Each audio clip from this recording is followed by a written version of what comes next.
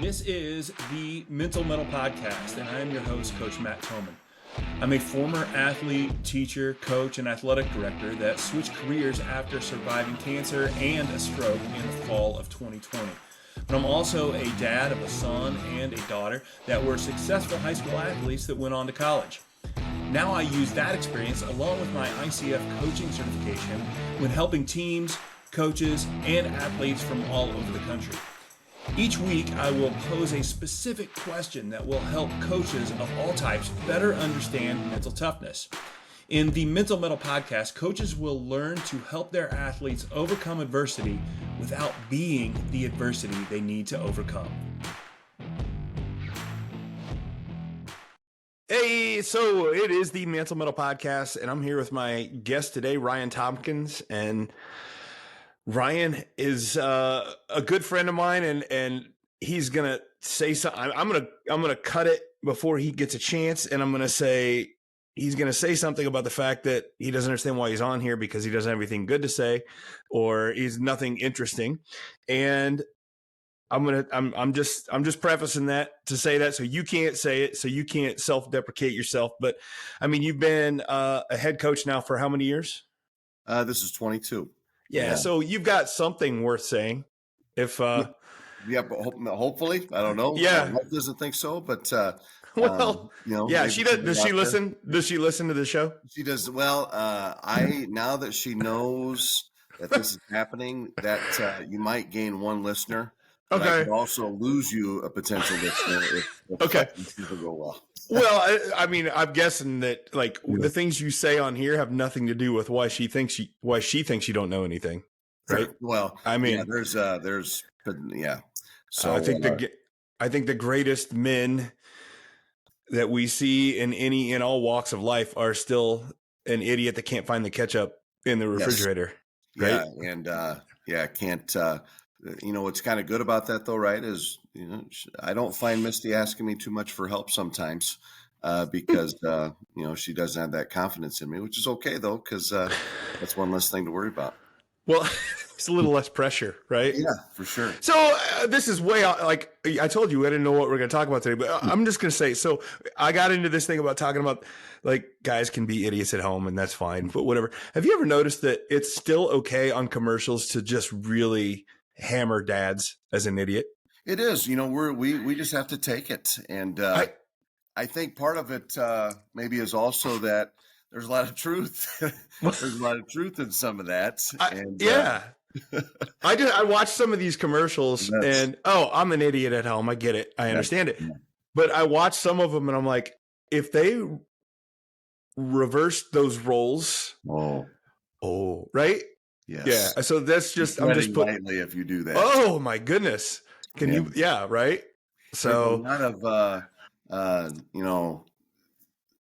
sadly we're scrolling through our social media and a lot of reels of like, whoa, that seems real, and then you see something funny that might be a little bit critical yet accurate of maybe the wife, and she feels free to share with me hey, here's what you are, but I am not. I'm not going to reciprocate. That is a one-way street, brother, and you know that. Yeah, that's yeah. But no, that's okay. And so I don't know where I go. Oh, but the point is, regardless, here on this podcast, you have things worth talking about, and I'm gonna listen to you. And I don't know, there might be 4 or 5 people out there that might think you're listening to, but we'll cater to them. So. Something I know that you're not just the head coach for. Okay, so we should say what school are you at? I know, but tell everybody. Gibson City, Melvin Sibley, consolidated district in Central Illinois. Yeah, so this was before they gave like cool names to consolidated schools. They just took all the schools and like absolutely, it's a little more planned. Our original name was going to be Alliance. And really? The community was not happy with that, so it became make everybody happy and just have a long name there, like Deer Creek Mackinac, Paxton Buckley Loda, those types, right? So they're changing that now a little bit, but Alliance High School, that would have been. Yeah. I was at a meeting. So I was in high school during consolidation because I attended Melvin Sibley, and I was a junior, knowing that my senior year we were going to be GCMS. So I was interested, and I went to the meeting, and it got a little heated for because Yeah, no, small yeah, communities, you don't want to lose that identity. yep. And so it's worked, and there was criticism early of the length of the name, and also the fact being GCMS makes a lot of people think it's a middle school. Oh But yeah, yeah, but it's worked, and they didn't want to go with MSGC. yeah, that would have not been good either. Probably Gibson City's That's larger of the two, and so I don't think there was any coin toss, but different colors, different mascot, different, but keep the same towns involved. So it has been good. Now here we are 31 years later. yeah, and you went from I'm sure. Well, yeah, you went on to college, and then you Yep. came back, and you Yeah. work there now. So you have you're a big part of Gibson City basketball. Yeah, so I've had different roles. Going to Eureka College after I graduated, getting my teaching degree, and during that time, Jack Kogel, who was the GCMS coach my senior year. I played for John Overly before that at Melvin Sibley, but Coach Kogel was still coaching during my college time, so I came back, and that was when the rules were different, and you needed somebody else besides the coach to coach in the summer. And so I was his summer coach for a couple of years. I got a job at little old Bement, Illinois, Mm-hmm. 1 year. Loved it down there, but had a chance to come back home, and then was eighth grade for a little bit. Did freshman coached the freshman team for a year, and then now varsity. So like 28 of the 30 or 31 years I've had a part of it, which is kind of strange, Coach, because we don't feel like we've been around that long. I know.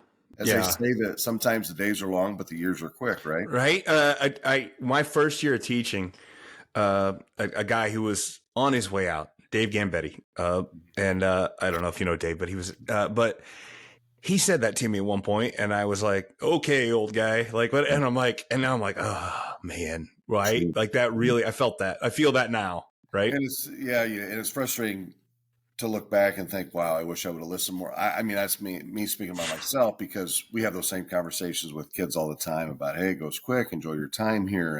And I was probably the same as they were. Yeah. Like, yeah, whatever, I got bigger things ahead of me, but Yeah. it's a fun time being around high school athletics and being a part of this community. And it's been a lot of fun. Yeah. And you've got how many kids? And they go to GCMS as well too? Yeah. So my oldest, Riley, we're talking about my own children, right? Yeah, sure. Yeah, so unless I'm just trying to get the whole picture of what is, and I know some of this, but we're just trying to the whole picture of Rye, who was teammates with your daughter. Yep. AAU basketball. Yep. You and I got to become good friends prior to that, but that was a neat experience. But anyway, Riley is at ISU. She's a history or English major with the history endorsement. Going to be a teacher.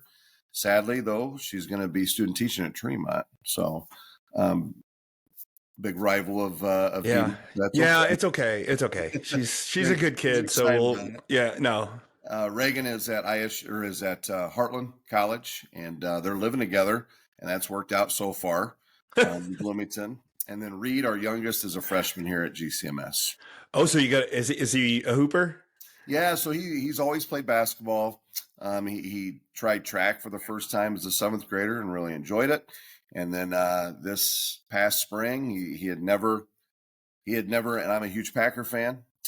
You had seen some of the classroom before and saw that. And so I've watched all the games when they're on, and I never forced him, but I would say, hey, bud, you want to watch a game with me growing up? And he never had any interest. This year, he's like, I want to play football. And so he played football as a freshman and really enjoyed it, and is all in on that. So it's good to see him try different things. But you're saying you turned him into a Packers fan? Well, he kind of had to be. It just makes life easier, right? Plus, why would you not be? That's my real question. I mean, it is. I don't even know how to approach this conversation. It's kind of like one of those generational sins that you bestow on your children and don't know it. Like my son is a diehard Bears fan now because of me, and I just feel like That's like a There's nothing you can. There's punishment. nothing. There's nothing you can say to me that's going to make it worse than what I've had to endure. So it really doesn't matter. But he's like, he's like a big Bears fan, and I feel like, And yeah. I'm old enough fifth grade was a tough year. That was the 1985, 86. I'll bet you've been fine since then. Yeah. So as a Packer fan, but today's younger Packer fans, they don't understand. There was a time when I don't like saying it, so we were average, but now we'll get back on it anyway. Yeah. Well, yeah. Let's get off that because it's not a comfortable conversation for me. It's just so I don't want. Look, I really, my job now, my persona, everything is just trying to control what you can and be very positive in this persona, and that watching a Bears game is the one place where it slips. So it really tests you. Oh, it's just it's probably the good thing for me to be like, just calm down, right? Yeah. But anyway, so yeah, I've in that just little bit of buildup, I've got a couple things here that are really that I think you can speak to that are really cool about mindset, mentality, and a program.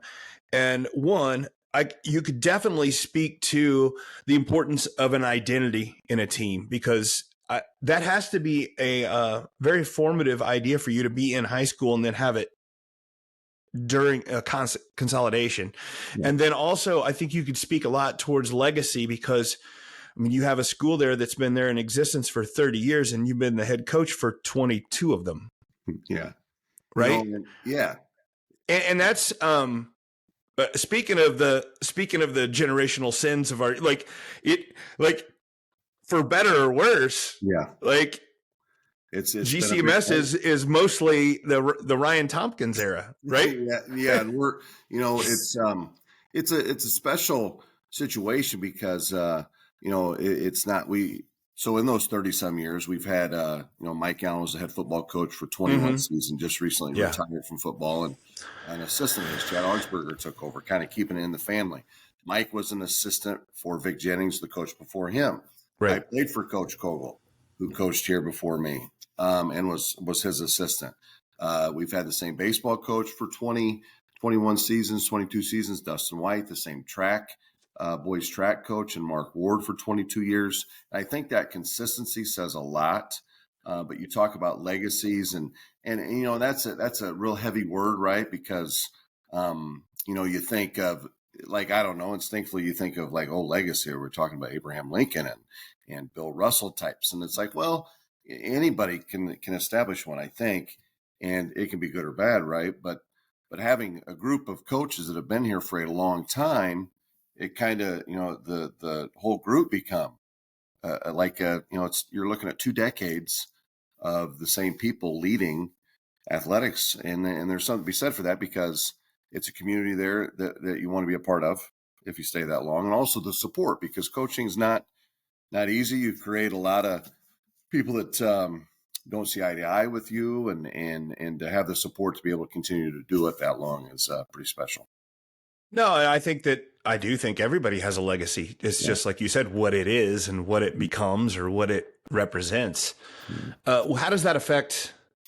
Most of my focus is on with the kids and the athletes and how they can be mentally tough and how they can have the right mindset. How does the legacy that you've built or the identity you've created at your school, how does that affect the kids though? Because they don't care that you played for Coach Vogel. No, it's and it shouldn't. And we talk a lot about and it's things a lot of people talk about. The name on the jersey is bigger than you, and we do some things because I am a history teacher at heart. I do teach history here, so I like some of those lessons. And we will when a player gets his uniform, we have we'll give him a sheet that has every player, even including Melvin Sibley and Gibson City and Drummer, that has worn that number on a sheet. And so they kind of get to see like, oh, holy cow. So right now, Kyle Biefeld is our principal.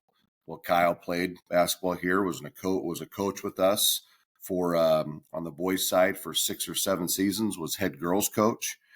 So he was a big part of GCMS basketball. Mike Allen was a basketball coach here, was my first sophomore coach when I got the head job. So like you'll see a Kyle Biefeld's name on there. You'll see a people around town that maybe you work for. And so that kind of incorporates that it's bigger, but yet your legacy is on there. Like you're wearing the jersey, it's going to be on this sheet of paper.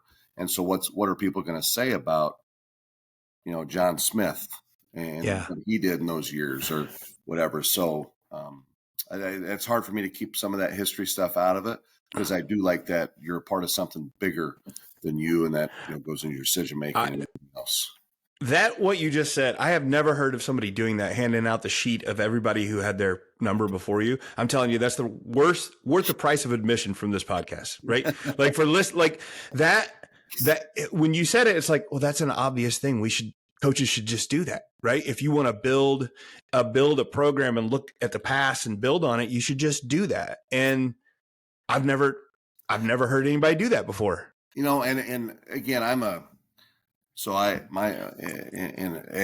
a coach's wife is huge, right? I mean, the spouse is, you cannot measure how important that is. And so my wife has allowed me these times to go to the library and look through microfilm and stuff. And it didn't take that long, but with the help of yearbooks. But I talked with Rodney Keller quite a bit, and like he said, one of the things he does, or when he was coaching, is if a brother or a sibling, or a dad had a number, he made sure that player got that. So it's also cool. Right now we have two players who had two older brothers already play. We had the Barnes twins last year, whose brothers Bryce and Jake played. So then they get to look at that sheet of paper, and they get to see their literally their blood on that, family on that list, and so those are kind of cool things, and that's the cool part about small schools because it happens so much more. That you do family stay and names are familiar. Yeah, I think that it creates that. We're talking about that legacy and that identity. It's not just an identity that you have for GCMS and the Falcons. It's an identity of small school basketball. Mm-hmm. And is the level maybe not as good? Absolutely. At times it can be, but it's not. But the passion is. Oh yeah. It's so much better. And you are developing that, which is fantastic. Mettle is a person's ability to face adversity in a spirited and resilient manner. It is a great skill to have for athletics and for life, but it is not something we are born with. If you want it, you have to forge your mettle. And if you listen to the Mental Mettle podcast, you already know that, but not everybody else does yet. So help me out by ordering and wearing some sweet The Mental Mettle podcast gear. We've got short sleeve tees, long sleeve tees, and some super comfortable hoodies. Order online today and you can have your gear in no time. But the best part is that every order helps support the show and helps me spread the message that mental toughness is a trait that can and should be built. So find the link in the show notes, order your gear, and start showing that you know how to forge your mettle. Parents of athletes know that confidence and belief are fundamental for success. We want them to play without fear and without anxiety, but once those negative thoughts take over, it can derail years of work. Turning that anxiety into belief is similar to building strength and speed. It just takes intentional effort over time. Mental Mettle coaching provides the individual drills needed to build the positive mindset necessary for success on the court and in life. Contact today to schedule a free coaching session and start building mental toughness in your athlete. Speaking of coach's wife, it's when you're talking about the coach, like how important the coach's wife is. I was at a game the other day, and I'm not going to name names or where I was, but anyway, so there's this play, and the coach, there's a foul call. He didn't like it, and the other and so they got the ball out, and this kid then hits a three at the buzzer as it goes off, and he's blaming, and he's going off, and the fans are yelling too, and next thing you know, as the officials had left the court, they went and got to the AD and said, "This fan needs to go." Right. And so they brought police officer and AD and whatever. And it's this woman just screaming, and they get her out and whatever. And after the game, we were talking, and we were there, and somebody goes, "Did you know that was the coach's wife?" I said, "I didn't know that, but I assumed that was the coach's wife because nobody else was that passionate about the entire like it was either a coach's wife or the kid that got the foul called, right? It was like and just by proximity, the woman was right behind the bench. I was like, I just assumed it was the coach's wife. I mean, because that's they're in every bit of it as the coaches are. And that's the part too, right? Because I would like to say that I separate the two. And, it's a new experience for me now. My daughters did play basketball, but I was just a fan and in the building, and, we'd maybe have practice against each other. But now having a son, so there's going to be some car rides, after a practice or a game. And I really have to focus on that because I've, heard how important it is to try to separate the two. But, you bring your emotions home after a tough loss sometimes. And, so the wife might know that, oh boy, this is just going to be a long night, a tough one like that. And Reed put it best. He was about 6 years old and we lost a tough one. And we're fortunate enough to have a radio station that covers our game. So if my family can't make it, they're always listening. Yeah. And get home and I'm kind of dejected and, right. We've all been there. And he goes, "You know what, Dad? I mean, he's 6. You just got to coach better next time." It's like, well, okay, Well, there, and he just walked on upstairs. So how many times are you gonna use that for him over the next 4 years? Yeah, hey, Reed, I guess you just could have played better. Yeah, right, right. Like that. Memories. Yeah, right. It's and. Yeah, I'm sure you listened to my podcast there with Nathaniel and just talking about that. And it's such a dynamic. It's so it's I think that a lot of coaches will say, "Oh, you got to do it this way, you got to do it that way." It's so dependent on the coach and the kid, right? Yeah, if you just it depends on the coach and the kid. If you just said, "Oh, we're going to get the car," and everything stops, it could be super weird, right? And that would be just worse. So it's you just, you don't know. You just do your best. And hearing Nathaniel's, his stories about his mom saying, "Can't you two just talk to each other?" I had heard those stories so much because Nathaniel and I went to college together and we're good friends since then. And I like what he said that he told Micah, we're not going to talk about it unless you bring it up. Yeah, and I think that's a pretty good. It's a good give that flexibility, right? And you just hope. I just hope he never becomes anything too critical to where it's, I have to not be apologetic, but almost be remorseful about like, all right, I made a mistake there. But, I like that kind of leaving that window open. If you do want to talk about it, we can, but it's not going to dominate our, entire home. Yeah. No. And you just can't have that. That's it's not, look, hey, as much as pains me to say this, it's basketball. It's not that important. Right. Oh, we tell them we're not storming beaches. We're not, we're not fighting a war. There's a lot of serious stuff out there that people are going through. It's just a basketball game. So relax a little bit and go out there and play. Yeah. No, I think that's good. And I think having coached against you some, I think that's something I always pick up from you is you have a fairly calm demeanor over there. I know there's exceptions, but when we're talking about the whole scope of coaches, okay, you're definitely, you know what I mean? Yeah, no, So, so talk to me a little bit. You've listened to the podcast. You know what I'm about. I would love to hear any ideas you have. What your little thing there about having players know the number. That isn't like you did that for history and things like that, but that is so much about helping them understand what they're playing for and that's a mentality thing. It's 100% a mentality thing. And those things matter. Yeah. What other ways do you work on mindset outside of just physical stuff? It's and we try to balance this that, and this is nothing different. We're not every idea is a good stolen idea, but leave it like we make sure we build in time to where they will not have to think about basketball. They will not have to think about anything because balance is huge, right? You've got a lot of things going on.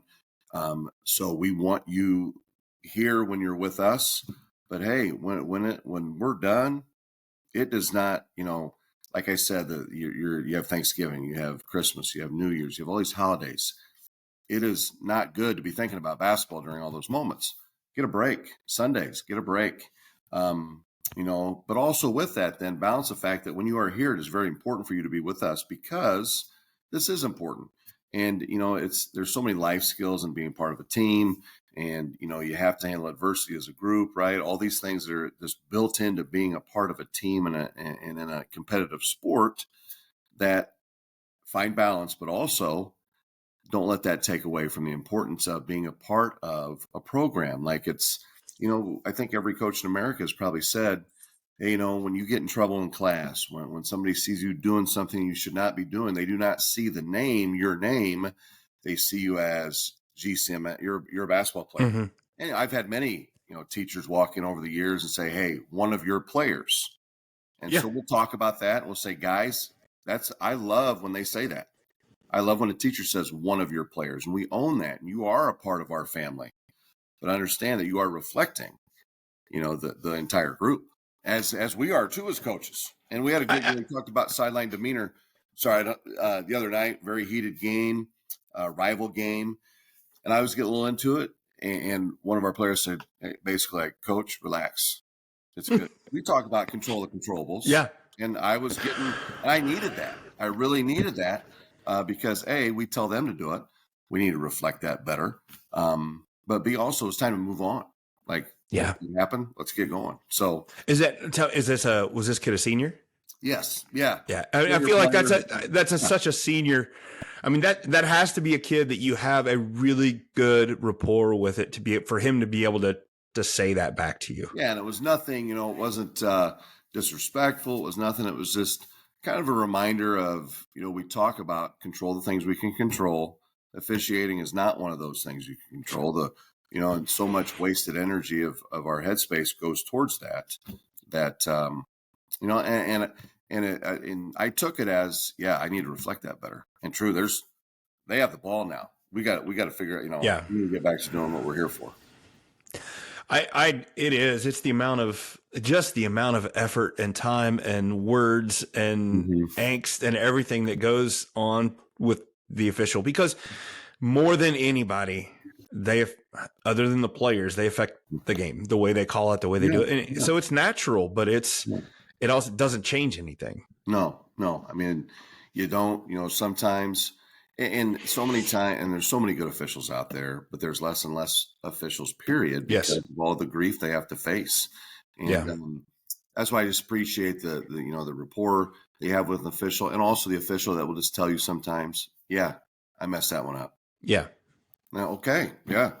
Thank you. And we can now move on from it. It's when you know it was wrong, and I know they can't go back and change it, but admit it. And So when you're talking about your players, I saw one of your players the other day. I was watching it. I saw Rylan Holt playing really well. I was watching my son's game, and Rylan was on there doing really well. Is that your highest achieving team?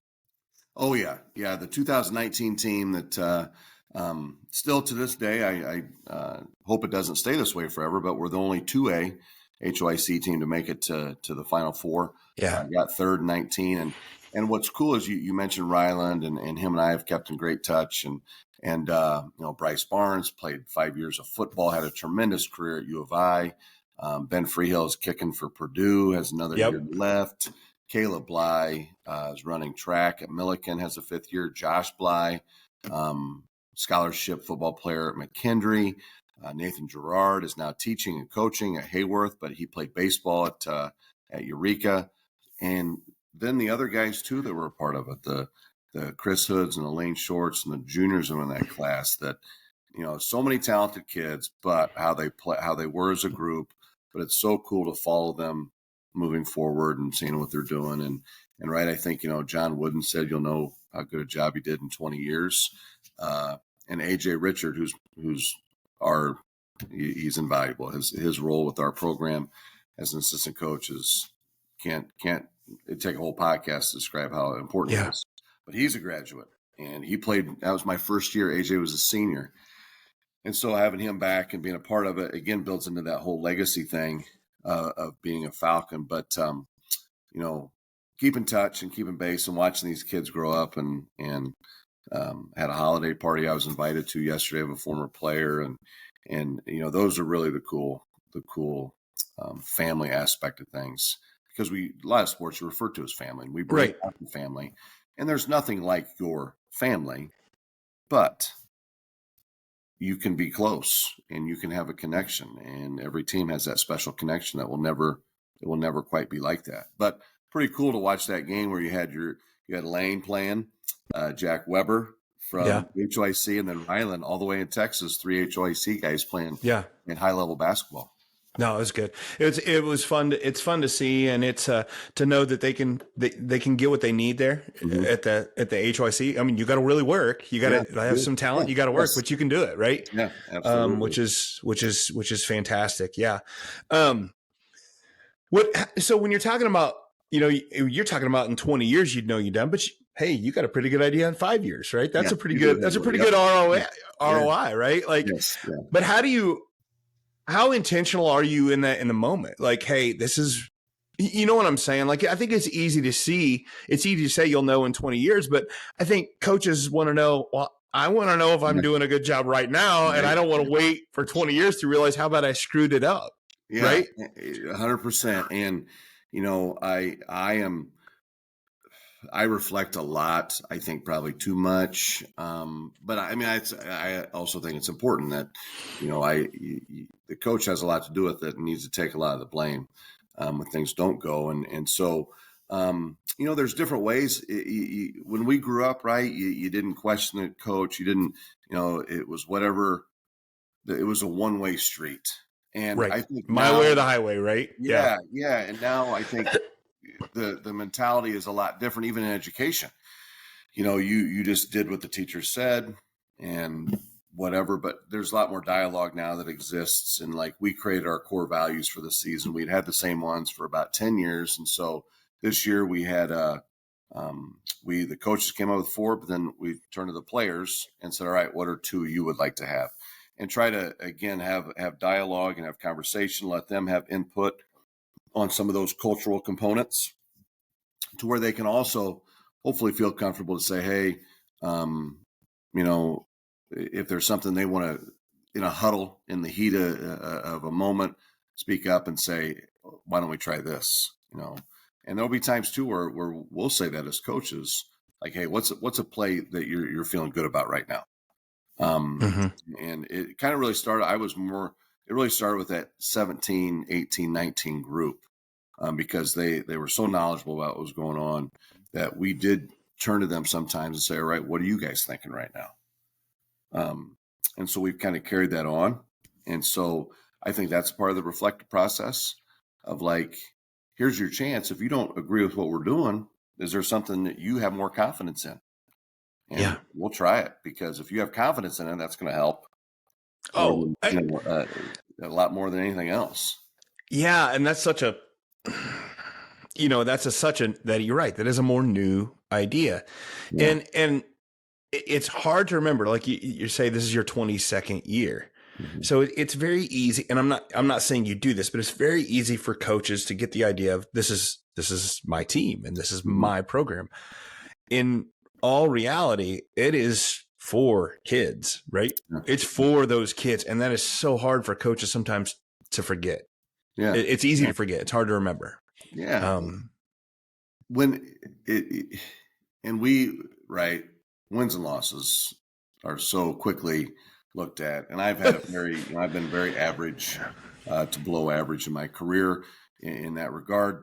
But, those moments where a kid does maybe, do something special in a game, and still, and another thing we do is we reach out to our guys on holidays, on their birthdays, on their now kids' birthdays, things of that nature. And we'll still have usually some type of conversation about a play that happened, or a timeout conversation, or, one of our former players, Ben Garrett, he was one of he's got his organic chemistry or organic biology. I'm doing him a disservice here, but he taught undergrad at Ohio State. Is so accomplished. One of his greatest memories was something that happened in practice where we all busted up laughing, and to have those moments, because it is about, I remember them and those are fun. But if they have positive memories like that, all the other stuff will fade away. And those are the things that they'll remember about it. Yeah, I think I've always contended that they always give the coach of the year to a well-deserved individual who has a really good season. But I feel like the guy who does or gal who does the most coaching and affects the most is probably somebody who won 10 games somewhere. Yeah, right. Yeah, because you got to earn it. I mean, and that because it's like you do so much more work in those when you're trying to get from getting them to believe in themselves. Yep. Yes. I mean, there's so many important words, but the confidence, and trying to instill confidence is really hard in a cruel sport. We've talked about basketball is a cruel sport. There's 5 guys out there. Other sports have baseball, of course, 9, and soccer 11. I think soccer's 11 and football 11.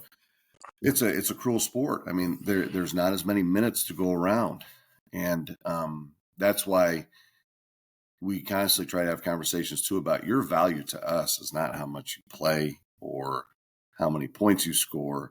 It's, what are you contributing and what are you bringing to the team? And all of you have that capability. And I'm closer to some of the former players who didn't play that much. Yeah. Which I appreciate those relationships as much as anything. You can't make chicken salad out of chicken feathers, or perhaps you've heard it or even said the other version. Regardless, good coaches should not blame a lack of success on the players they get to coach. It's a lame excuse, and I'm sorry if that ruffles your feathers. But it's your job as a coach to develop your players. If your athletes lack skill or mental toughness, it's your responsibility to develop it. But how do you make today's athlete tougher without risking breaking them? Well, Mental Mettle Coaching now offers professional development for coaches, explaining how to do just that. The program is called Ember to Inferno, Building Mentally Tough Athletes. It teaches real tools and tangible methods that are proven to increase the mental health and toughness of athletes. The program is available as an in-person seminar or as virtual small group coaching. Don't wish for mentally tough athletes. Build them. Contact Mental Mettle Coaching today. Mettle is a person's ability to face adversity in a spirited and resilient manner. It is a great skill to have for athletics and for life, but it is not something we are born with. If you want it, you have to forge your mettle. And if you listen to the Mental Mettle podcast, you already know that, but not everybody else does yet. So help me out by ordering and wearing some sweet The Mental Mettle podcast gear. We've got short sleeve tees, long sleeve tees, and some super comfortable hoodies. Order online today and you can have your gear in no time. But the best part is that every order helps support the show and helps me spread the message that mental toughness is a trait that can and should be built. So find the link in the show notes, order your gear, and start showing that you know how to forge your mettle. It is. It because you, as you know, your best, you have to have your 7, 8, 9, 10, 11, 12 guys have to be they are a huge part of a successful team because you can't just play against no one. No. Right. And you can't, if they just show up every day and they're not bought in. Yeah. It's hard. It's hard to win regardless of what we watch on Hoosiers. Okay. Yeah. There are exceptions, right? You need those guys and gals in your program. Yeah, you can't put a price tag on that because the energy they bring on the bench, we love seeing our bench being engaged and excited. And, you go back to that 19 team, they'd get off the bench and do the rowboat on the floor. They had certain celebrations. And then when it came to practice, they pushed that first group like nobody else did. And, when you get that type of climate in a practice, and I've seen great things out of our guys this year doing that. It really makes you better, because we've said like, hey guys, this is your chance. This is your audition as practices. And, this is your evaluation. but also if you see, one of your teammates has a weakness, has something they need to get better at, and you don't try to exploit it. Well, Fisher is, and BMAC is, and EPG is going to do that. So that's how we have to get better. And our guys are really doing a good job at that. I think a lot of that is their relationship. They're really a close group. It's a junior dominant. We just have 2 seniors and 11 juniors and 1 sophomore. So they kind of have that comfort level with each other. With each other. But you have to have as a coach, you have to foster that. You have to make those kids that don't get those many minutes still have to feel. Yeah. Because it's easy if you forget about them, it's easy for that to happen. Yeah. I was coaching 8th grade for the second year. And, so this is like 1999, 2000. And, we were in the conference tournament championship, and it was the first time we'd been in it for a while. So it was exciting, but we got drummed. I mean, it was a 30-point game, and there was one kid that I forgot to put in. And it was just in the post game, I'm looking and we're talking, and I see it, and I see him, and I'm like, oh my gosh. So, I reached out the next day and visited the house and talked to him, and here I am 20-some years later. That hurts. And I know there's going to be people maybe, hear this that be like, well, every time there's going to be times where kids don't get to play and kids don't get to, achieve what their vision is. Right. But it kind of taught me, like, you gotta make sure they know their value, and that their value is not based strictly on playing time. And then to always double check in moments like that, has everybody got in? And I think that was something I wrote down here. I got a couple things I was going to ask you. We're talking about, you said we could do a whole podcast about your assistant, and that's a job of an assistant right there. Yep. When you talk about having an assistant that's so good, what do you see as the job? I always feel like an assistant has to do a lot of the things that I talk about with the mentality and kids coming off the bench and things like that.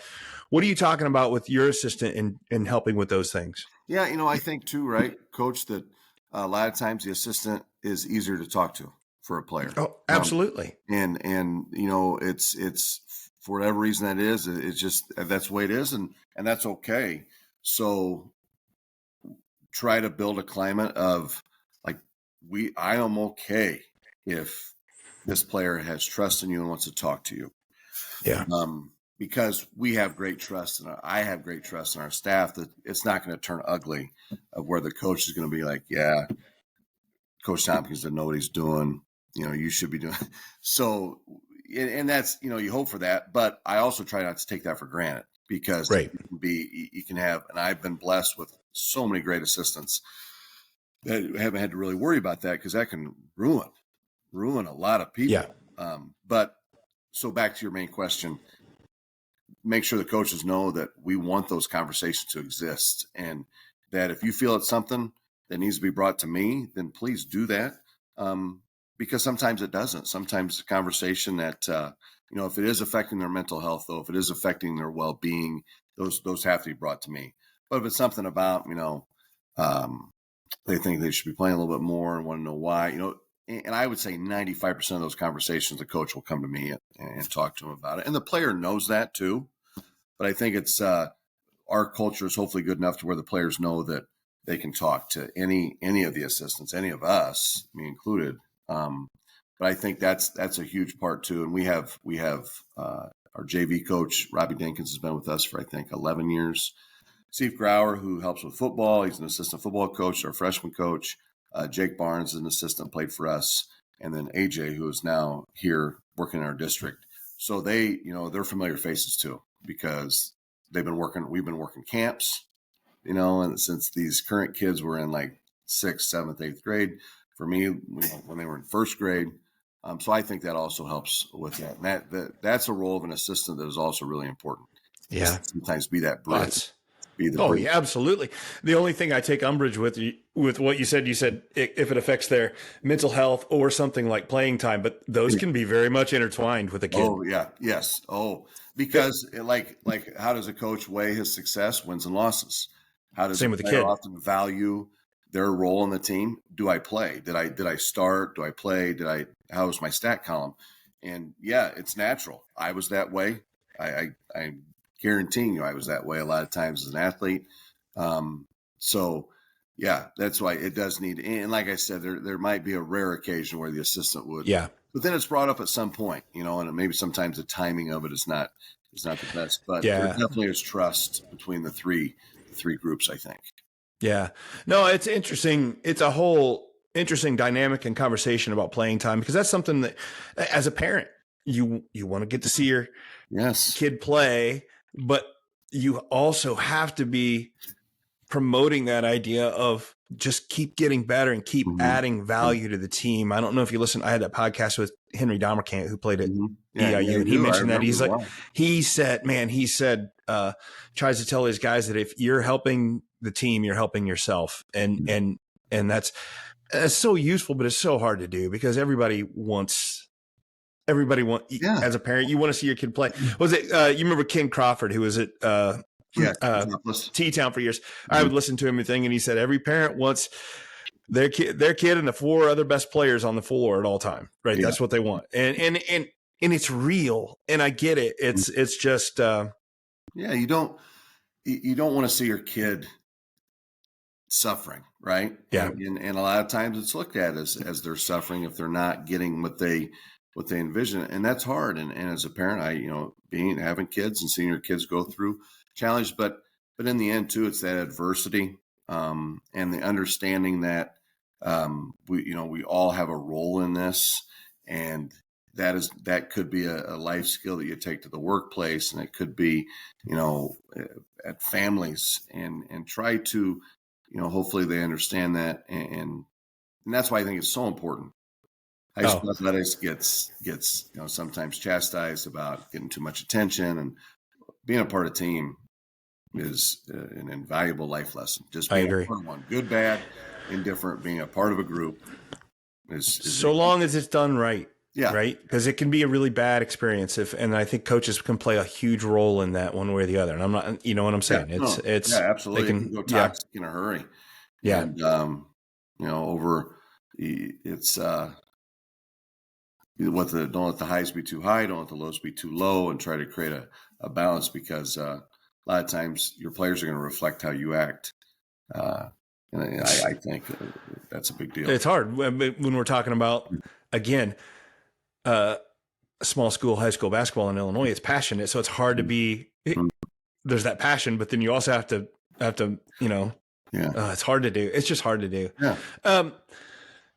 But worth doing. Right. Absolutely. It's worth doing. There's nothing else to do.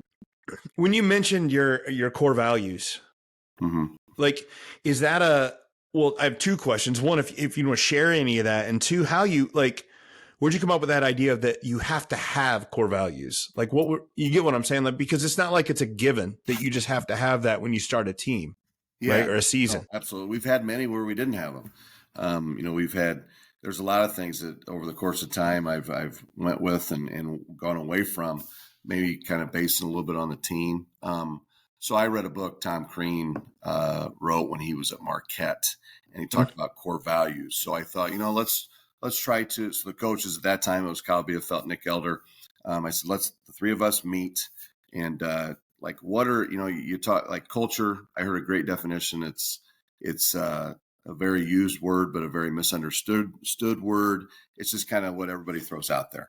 And so it was kind of like, let's just think of some main things that we want to make sure we can build on. Right. And so we had some, and those kind of lasted, but I found myself not really going and referencing them as much as years went on. So I thought this was a nice year. We had a big group of seniors last year, had a nice season. We won 18 games. So we graduated a lot of guys. So I thought, well, here's a new chance to unveil some, and just some things we can reference. And I think it's easier to reference too when they contributed, a couple of them. So the first week of practice, we unveiled them one a day, and just talked about, maybe gave a story or what this means and how it applies to things. And so, and looked at, and then, so we have them in our team room, which is our freshman coach's classroom at for driver's ed. So that's where we meet for when we're doing game plans and pregame talk.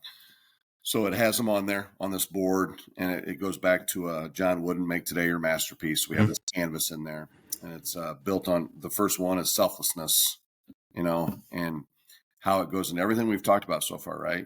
If you feel like you're the 15th guy on a 15-man roster, you are still hugely important, and we can't do the things that we do without you. And that's a sense of selflessness. If you're wanting to set a screen, if you're going to go hard and practice at each other, that's selflessness. So that's the foundation. We kind of said that, then everything else comes out of that. And so the others are, you're putting me on the spot here. It's like, hey, I don't need all of them. Because honestly, representing is our next one. Yeah. Okay. So that's something you already talked about. Yep. Respect. Respect the game, respect you. Again, everybody has heard that. And then the one I kind of stole this from Nathaniel, but it was compete. And I thought that was simple but huge. Like, you're going to find yourself down, you're going to find yourself up. Just compete. Compete every play. Next play, compete. Don't discount this. Yeah, don't discount the simple. Right. No, I think that. Right? Yeah, and that was great about what our kids came up with. Then so we turned it to them, and I had the returning players. We had 4 sophomores, juniors that dressed as sophomores with the 2 seniors, 2 juniors last year. And so I turned to them, and they came up with diligence. And I said, what's that mean to you? And they said, doing the little things, the details. And so that's the one I have found myself referencing the most since then. Mm-hmm. Because once I saw that they really understood that and how important it is, I thought, well, let's embrace that. So, absolutely. Right. Yeah. And then tenacity. And one of our seniors said dog mentality. I said, all right, we'll have tenacity, have a dog mentality of doing those little things, of being the guy that dives on the floor and competing, and they're so intertwined, right? And of course you could have a list of 1,000 words that you reference, but our plan was just now you can reference those and try to reflect them.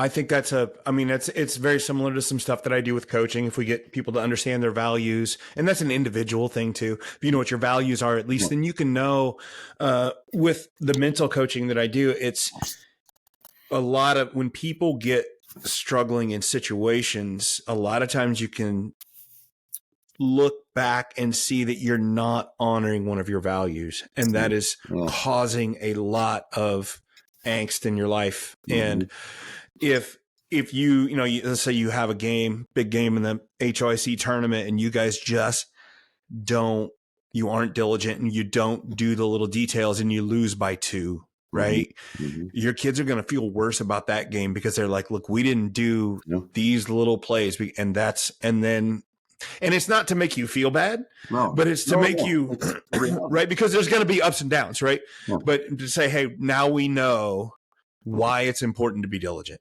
And you learn a lot from losses, because making a lot of small mistakes, right, and winning is hard to instill that. But hey, we got to do better at this. But sadly, sometimes the loss is the one that teaches you the most. But usually more, yeah. So, yeah. All right, Coach. Last question, same one as always. I ask is, what did I not ask you that I should have? Oh boy. What did we not talk about? Man.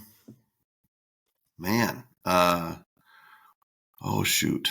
That's a tough one, because again, I'm thinking, what would I be if I wasn't coaching? What was my first? I like that one. I like that. What would you be? So, and I've kind of been able to. I already told you before we started what I thought you looked like, but I don't think that's fair. Oh yeah, no, I do get the Santa Claus reference a lot, and it's funny. One of our secretaries, staff members, administrative people in the front office, her daughter was married to a friend of mine, and it got back to me that she thought I had dyed my hair. This is obviously a few years ago.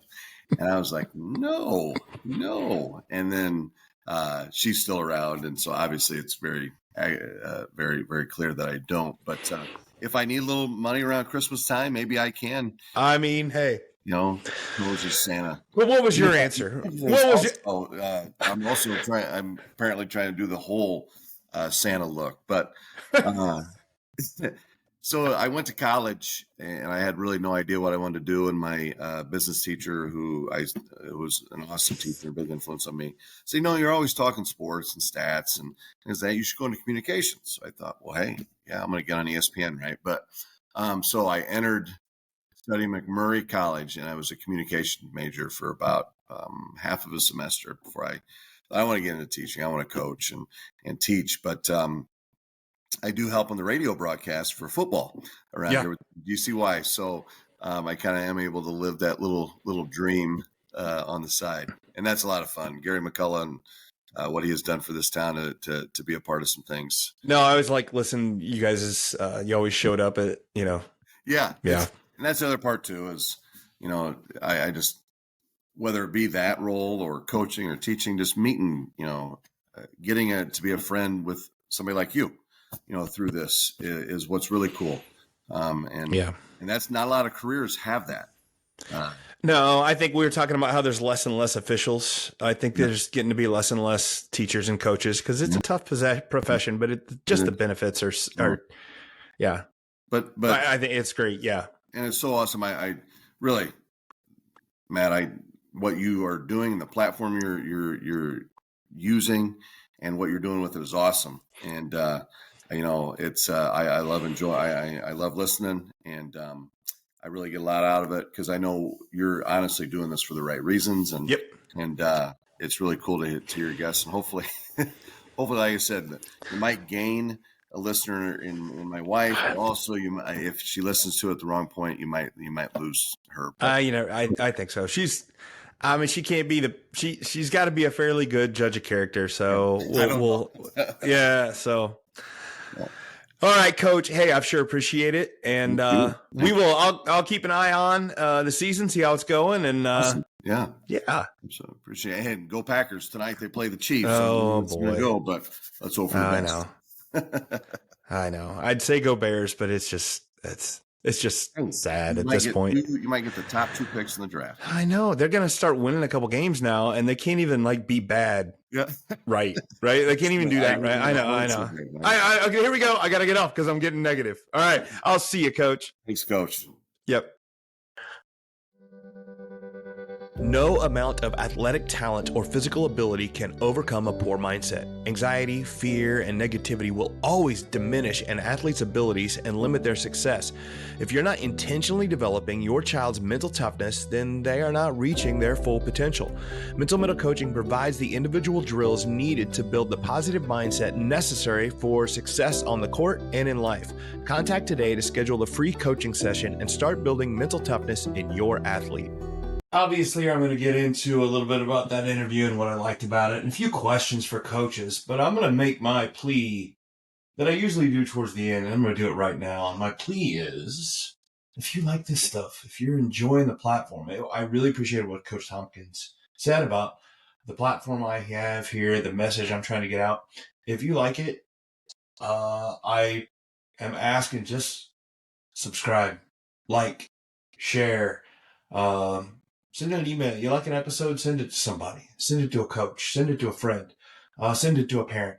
I have seen this podcast lead to me, not so much just getting business, and it has helped me with that, but people watch this podcast, they share it to somebody, and the next thing I know, from this podcast, I'm helping a coach, or I'm helping a kid.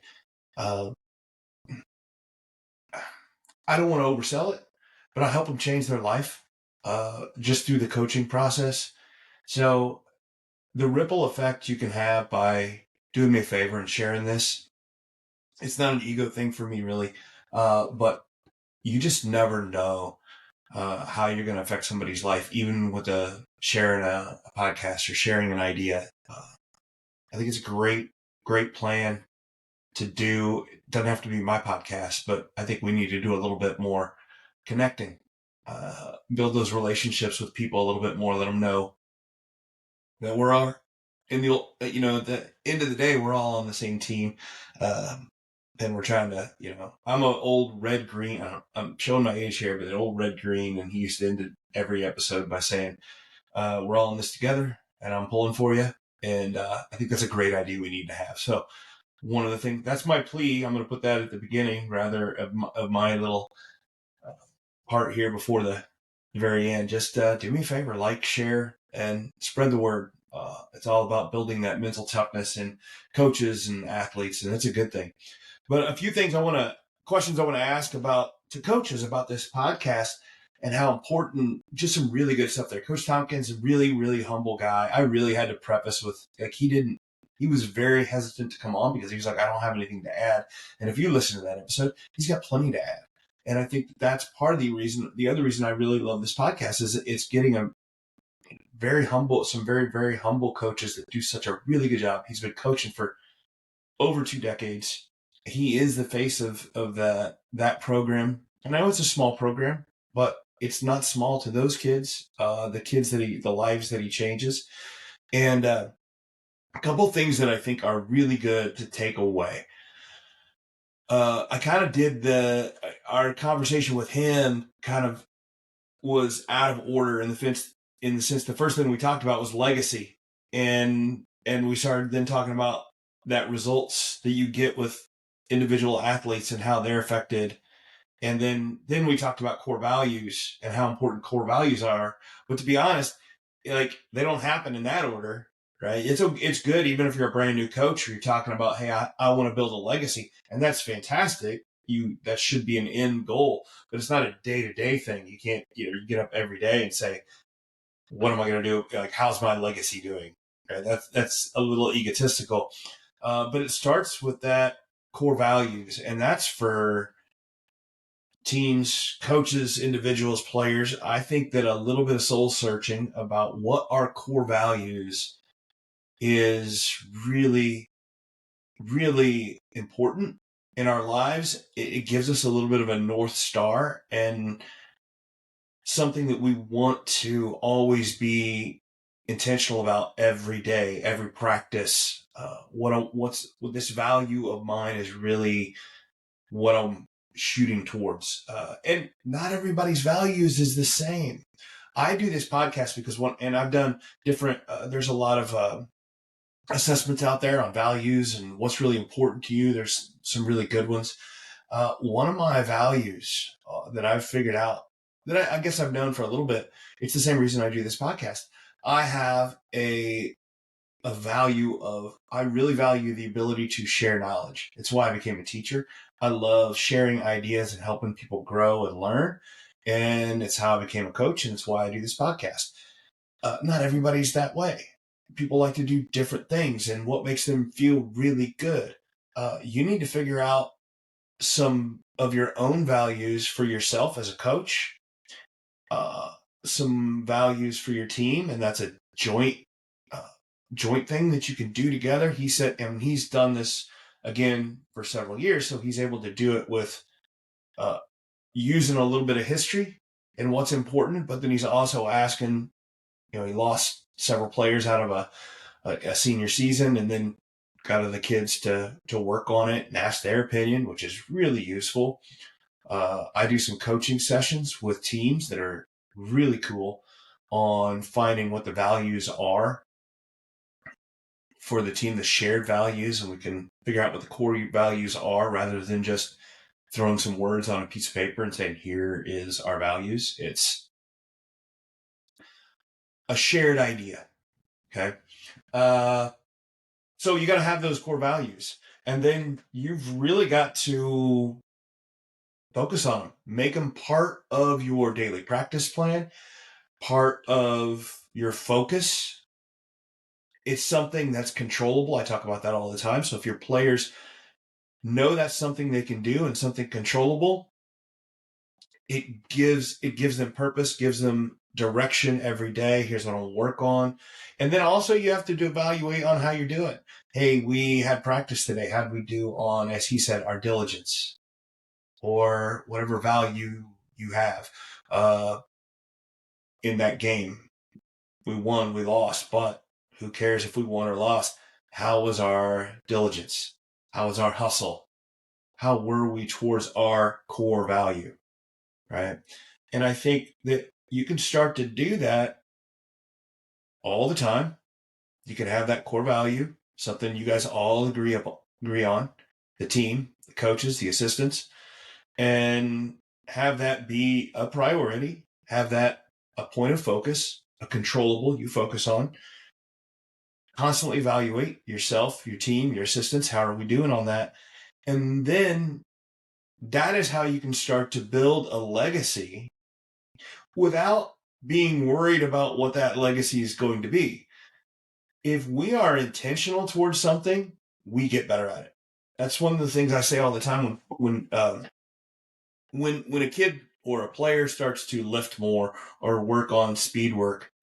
We can see gains. We can see tangible gains. The muscles get bigger, they get stronger, they get faster, all those things. Mental gains are harder to see. They just don't lend themselves to that as well. We can really look at it and we can talk about it and we can, as I said, evaluate as a staff, as a team on how we did. But it's harder to see. But one of the things I say all the time when we're talking about these mental exercises I do, whatever we focus on, I don't care if it's mental, physical, whatever, spiritual, I don't care. Whatever we focus on, we improve on. If it is a point of focus to be more diligent, and you are honest about that, and you are more diligent, you'll get better at it.